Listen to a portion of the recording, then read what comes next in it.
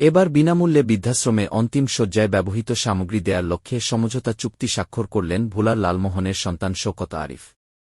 এ লক্ষ্যে শুক্রবার দুপুরে শওকতের নিজ অর্থায়নের স্বেচ্ছাসেবী সংগঠন লাস্ট ড্রেস বাই শওকত ও বরিশালের বয়স্ক পুনর্বাসন কল্যাণ সংস্থার সাথে চুক্তিবদ্ধ হয়।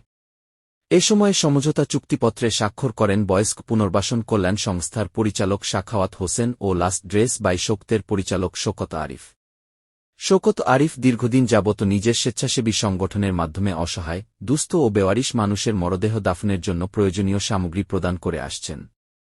এই চুক্তির মাধ্যমে এ বৃদ্ধাশ্রমে আজীবনের জন্য বিনামূল্যে মরদেহ দাফন করার যাবতীয় সামগ্রী দেয়ার লক্ষ্যে অঙ্গীকারবদ্ধ হলেন এবং এদিন প্রথমবারের মতো বয়স্ক পুনর্বাসন কল্যাণ সংস্থার পরিচালকের হাতে মরদেহ দাফনের ৬ সেট সামগ্রী ও ফলমূল তুলে দেন তিনি।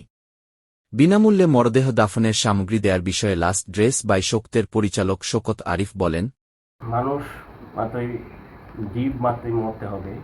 সূরা আল ইমরানের ১৮৫ নম্বর আয়াতে আছে যে জীব, যে আল্লাহর যে জীব সৃষ্টি করছে তাকে মরতেই হবে। তো আমাদের সবাইকে মরতে হবে, একটা পিঁপড়াকেও মরতে হবে, যার প্রাণ আছে সবাই মরতে হবে। আমি আপনাদের এখানে কাজ করতে আসছি এবং সাখাওয়াত ভাই সুযোগ দিয়েছে, এর জন্য আমি খুব নিজেকে ধন্য মনে করি এই জায়গায় আসার সুযোগ করে দেওয়ার জন্য। আমি নিজে পড়াশোনা করেছি ফ্যাশন ডিজাইনিংয়ে, পোশাক আশাক নিয়ে আমার একটা লাড়াচাড়া এগুলো নিয়ে কাজ করছি। তো তখন থেকে যে তো পোশাক আশাক আমি করি, ডিজাইন করি বা এই সেক্টরে চাকরি করি, বিক্রি করে বড় লোকরা পড়ে। তো সমাজের যারা একটু সমাজ থেকে বাহিরে আছে বা একটু সমস্যা আছে তাদের জন্য কী করবো, তো এই দায়বদ্ধতা থেকে আমার একটা ব্র্যান্ড করা লাস্ট ড্রেস বাই শওকত, শেষের ড্রেস আমার দ্বারা একটা ব্র্যান্ড।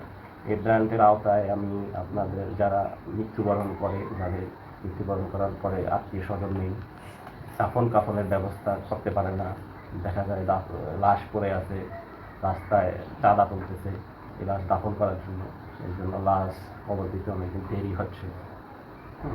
এগুলো দেখে আমার বিবেকে তখন লাগা দিচ্ছে যে আমি নিজে যাই ইনকাম করি তার থেকে একটু কম খাই, একটু ভালো জায়গা না থাকে, একটু কম ক্যাটাগরির জায়গায় থাকি, থেকে ওখান থেকে কিছু ইনকাম থেকে বাঁচায়া আমি এই কার্যক্রমটা আরম্ভ করছি। তো এই ধারাবাহিকতা আজকে বরিশালে সাখাওয়াত ভাই প্রতিষ্ঠানে আসলাম এবং আপনারা আমার জন্য দোয়া করবেন যে এই কার্যক্রম আমি সারা বাংলাদেশে, সারা পৃথিবীতে যাতে ছড়িয়ে দিতে পারি। আল্লাহ আমাকে যাতে বরকত দান করে, এই জন্য আপনাদের সাথে দোয়া চাই। এ সময় উপস্থিত ছিলেন জাতীয় সাংবাদিক সংস্থা লালমোহন উপজেলা শাখার সভাপতি শাহীন কুতুব সহ বৃদ্ধাশ্রমের স্বেচ্ছাসেবকগণ।